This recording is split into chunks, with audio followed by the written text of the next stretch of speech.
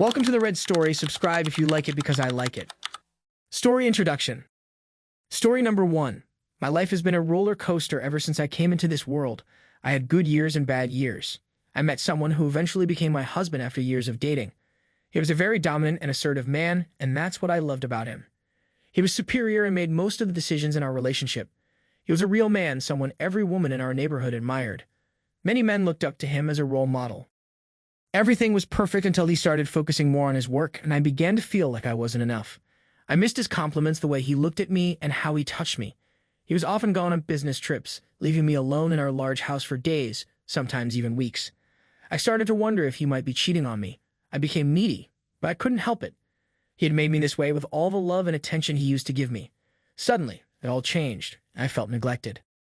Let me tell you how it all started before my life took a huge turn.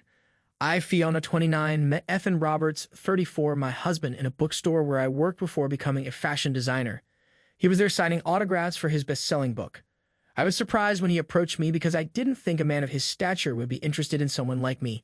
A few weeks later, after exchanging numbers, he picked me up after work for a date. I found him fascinating and funny. Ethan was born and raised in Texas. One thing I quickly learned about him was how much he admired his father, who owned a junkyard and taught Ethan to be a responsible man. The book Ethan wrote was about his father and the lessons that shaped him into the man he is today. Despite his success, Ethan was humble and down to earth. He moved his family to Los Angeles because his father wanted a home with an ocean view. Ethan became my best friend. He was a good listener and knew how to make time for me, at least at first. As time passed, Ethan became my pillar of support. He took me to places I had never been and introduced me to people in the fashion industry. I had always dreamed of becoming a fashion designer, and with Ethan's encouragement, I decided to quit my job and pursue my dream. Ethan insisted on paying for my college tuition, and though I was hesitant at first, I eventually agreed. Our friendship blossomed into a romantic relationship, and I was truly happy. Moving in together, after several months of dating, Ethan asked me to move in with him. Although I was uncertain at first, fearing he might become controlling, I eventually agreed. Our relationship was blissful, and Ethan became protective of me, ensuring I was safe and well. A year passed, and everything was still wonderful. I excelled in my studies, and my fashion design career began to take off, thanks to Ethan's connections. I was dressing celebrities and living my dream. After 5 years of dating, Ethan proposed to me, and I was overjoyed. I couldn't believe I was going to spend my life with the man I loved. We got married, and a week after our wedding, we moved to an estate in Las Vegas. Ethan had always dreamed of owning a casino, and through his connections, he made that dream a reality. I had opened a boutique in a mall and hired young designers to work for me. But as time went on, Ethan became more engrossed in his work, and I started feeling lonely. Ethan's casino business kept him busy, and he was rarely home. He even missed important moments like Christmas and New Year's because of work. I tried to express my concerns, but he brushed them off, saying he was working for our future. As he spent more time away, I became increasingly bored and started going out on solo dates and visiting clubs in Vegas. I missed him, and our once intimate moments were now few and far between. I began to feel like a trophy wife, only there for show. The turning point. As my loneliness grew, I started seeking validation elsewhere. I received compliments from other men, which boosted my self-esteem. I began wearing beautiful dresses to get Ethan's attention, but he barely noticed. Eventually, I sold my boutique and withdrew further into myself. Ethan's fame made me uncomfortable, and I felt like I was constantly under scrutiny.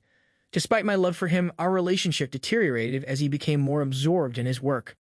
The night of the mistake. One night, in a desperate attempt to escape my loneliness, I went to a club and drank carelessly. I ended up making out with a stranger in the restroom, not realizing he was recording us. The next morning, I saw the video on social media, and I was horrified. Although my face wasn't visible, anyone who knew me could tell it was me. I was terrified that Ethan or our families would see it. Despite my efforts to track down the person who posted the video, I couldn't find them. I was filled with regret and fear. Weeks passed, and Ethan hadn't mentioned the video, leading me to believe he hadn't seen it. But unbeknownst to me, he had seen it and was waiting for the right moment to confront me. During Thanksgiving, Ethan gathered our families and played the video for everyone to see. I was humiliated beyond belief. The looks of disappointment on my family's faces still haunt me. Ethan's family was disgusted, and his mother demanded that I leave. My father gave Ethan permission to do whatever he thought was right, including divorcing me. After the video was exposed, Ethan filed for divorce. I tried to reach out to him to explain, but he was too hurt to listen. Eventually, we met, and I explained that I couldn't remember anything from that night. With Ethan's help, we tracked down the person who leaked the video. Although it was proven that no drugs were involved, Ethan realized I wasn't entirely at fault. Despite this, our marriage was over, and we decided to part ways civilly. I was left with deep regret and the realization that I had lost everything due to one moment of weakness.